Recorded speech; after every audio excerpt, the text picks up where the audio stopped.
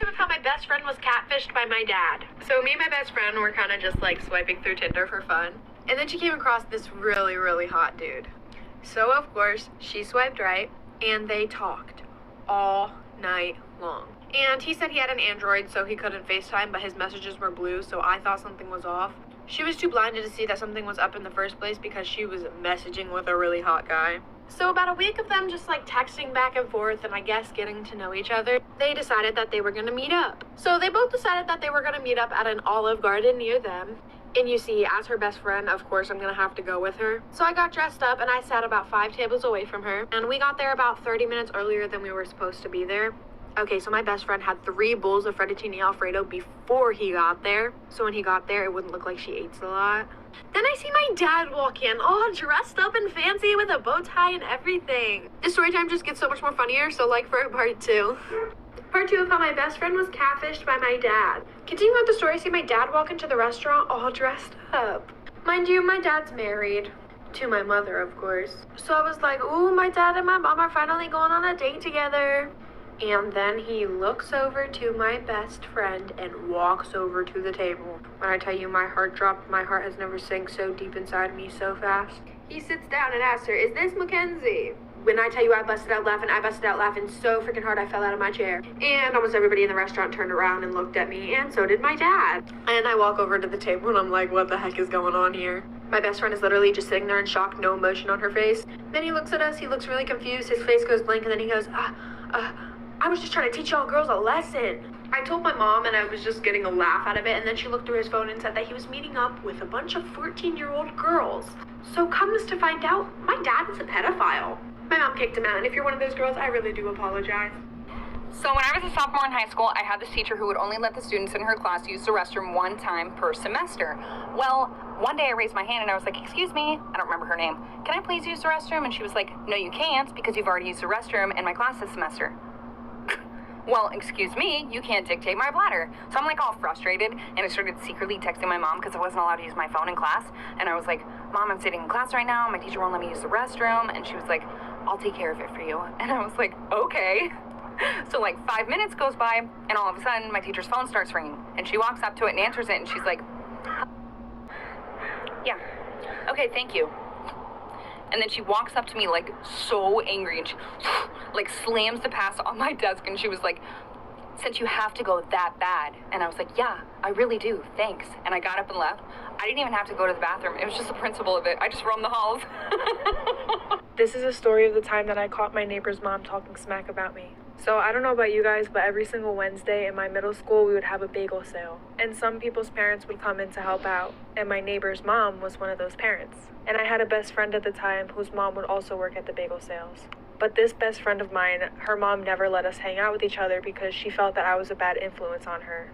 When in reality, it was the complete opposite. She was the one that snuck the boys in her house, if you guys remember that story time, where they peed in a flower pot. So basically her mom wouldn't let us hang out. And sometimes my friend would go with her mom in the morning, basically as a ride to school, and to help out with the bagels too. And one day when she went in with her mom, my neighbor's mom also was there too. So my friend starts eavesdropping into their conversation, and my friend's mom brings me up and says how much of a bad kid I am and a bad influence. And my neighbor's mom was like, oh wow, that's my neighbor, like we always suspected something bad about her, our whole entire neighborhood knows this about her, basically making stuff up about me. So then I go home crying, tell my mom. Part 2 of catching my neighbor's mom talking smack about me. So my best friend tells me all these things that my neighbor was saying about me, obviously. And I got really upset, so I went home and I just started to cry. Because for some reason I felt like when I was younger, every one of my friends' parents hated me. And I never really knew why. I was always the type of person to like let my friends do whatever they want and encourage them in doing whatever they want, whether that's breaking the rules or following the rules. So I mean, I guess that could be something, but I'm just being a supportive friend, like, sorry, I got off topic. So when I told my mom, she was like, okay, come with me, I'm gonna knock on her door. And I was like, heck no, I do not feel like dealing with this. Mom, you deal with it. So she calls her up on the phone, puts her on speakerphone, confronts her about the situation, and this lady starts going on about how she loves me like I'm her own child, saying that I was never a bad influence on her daughter, and that she actually wanted me to hang out with her daughter more. Like, that's not what she was saying at bagel sale. This boy lied about his age just to date me. Story time. So back when my cute self was a senior in high school, there was this new girl that came to our school. Long story short, me and her ended up becoming super close.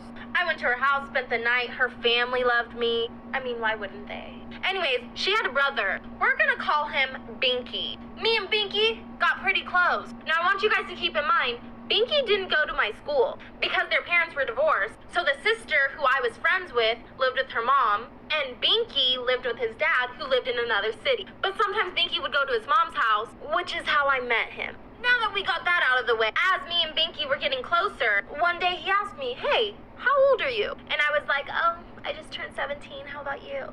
He told me, "Oh, I'm 17 too, but my 18th birthday is coming up." After a while, me and him eventually started dating. Then one day, I ran into his cousin, who happened to go to my school. The rest of the story is crazy. This boy lied about his age just to date me. Story time.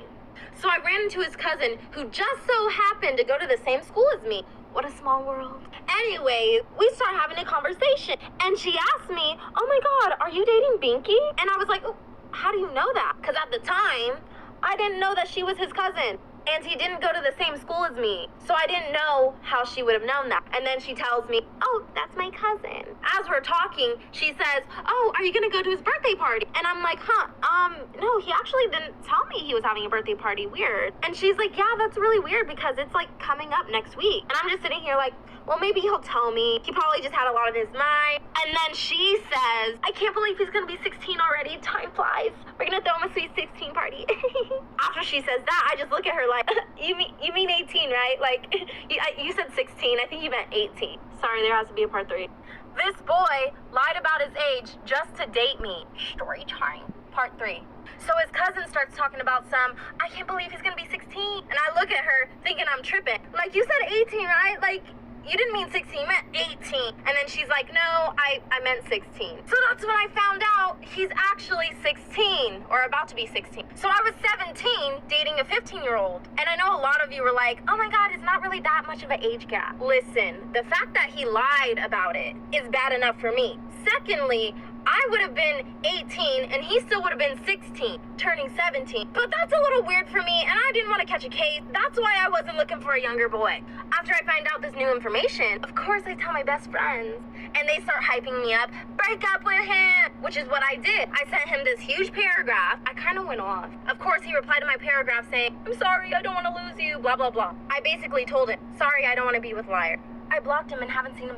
This is why it's better to have one friend that you hang out with regularly instead of having a big group of friends. And trust me, you're gonna want to listen to this story time. So when I was a sophomore in high school, I was kind of going through an identity crisis, and low-key still am. I went to a predominantly white school for the majority of my life, so let's just say I was extremely whitewashed. It was one of those times in my life where if a white person said the N-word around me, I would just laugh. Not because I didn't know it was wrong, but because I wanted to be accepted and I wanted to be like everybody else, and I seeked validation. Sophomore year was really when I started to become who I am today. I wanted to learn way more about my culture and my background. So I started becoming friends with people from other schools that are more diverse. Eventually, I met this group of girls. And I thought these girls were going to be the sweetest girls I would ever meet. Now, this friend group was serving flavor. I'm talking diverse to the T. One night, we decided that we were going to spend the night at one of the girls' houses. Let's call this girl Sally. I kept getting lost on the way to Sally's house, and I thought it was because I didn't know the area that well. Fine, that's what I thought was the reason. I get there and we watch like 4 or 5 movies before I end up falling asleep. And when I wake up, I was in a room full of grown-ass men staring at me. Storytime part 2 of why it's better to have one loyal friend instead of a big group of friends. I forgot to mention in part 1 that when I arrived, the men were already there. Mind you, we were in sophomore year. These men looked like they were in college. So I was already a little thrown off, but I trusted it because I was with my friend. When I wake up, these men are like staring at me. But they try to look away really fast, but I could tell that they were staring at me. I started thinking the worst of the worst. I tried to think of any possible way that I could get out of there, whether it was physically or mentally. So I pretend to fall asleep just to escape the reality of it. But then one of the men at the bottom of the bed starts rubbing my feet. I immediately kick my leg so I can get his hands off. Now I'm thinking he's gonna be mad and I'm gonna get fucking attacked. So I try to make small talk to loosen the tension. So I look at the guys and I'm like, "Hey, do you know where the girls went?" One of them looks at me and says, "Oh, they went home." So I'm like, I thought this was Sally's house. And they say nothing. So at this point, I think I'm being set up.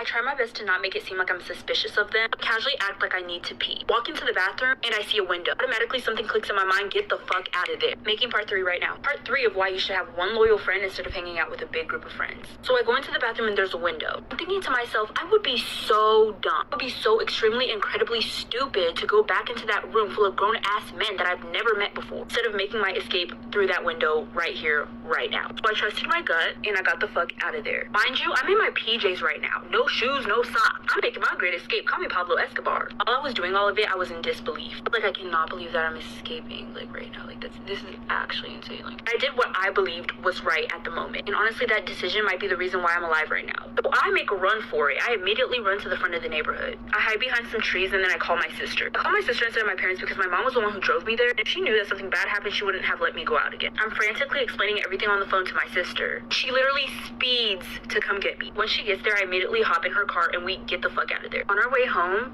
I get a text from Sally. Last part is part 4. I'm making that right now. Part 4 of why you should have one loyal friend instead of having a big group of friends. So I'm on my way home and I get a text from Sally. Hey girl, where are you? We went to the gas station to get some milkshakes. You could have came with, but you were already asleep. I didn't even respond. I just blocked all of them because I know damn well that they were not getting milkshakes. Because 1, why didn't they wake me up to get milkshakes? Because I wasn't the first person to fall asleep. I'd never fall asleep first at somebody's house with a big group of people. I saw somebody else who looked like they were sleeping, so I thought that I was going to fall asleep too. 2, why were all those grown-ass men there? Nobody told me that they were going to be there. Like I said, we were sophomores. These men were in college. Maybe even graduated from college. They were grown. 3, why would she lie about it being her house? 4, why did the boy say she went home? I remember when I said I kept getting lost because I didn't know the area. Once I went back to look through the messages that I had with those girls to see if there was anything fishy going on, I noticed that they were all sending me different addresses. Either one number would be off or a letter would be off. They definitely were planning something because they were trying to get me there late. I haven't seen or talked to those girls since then.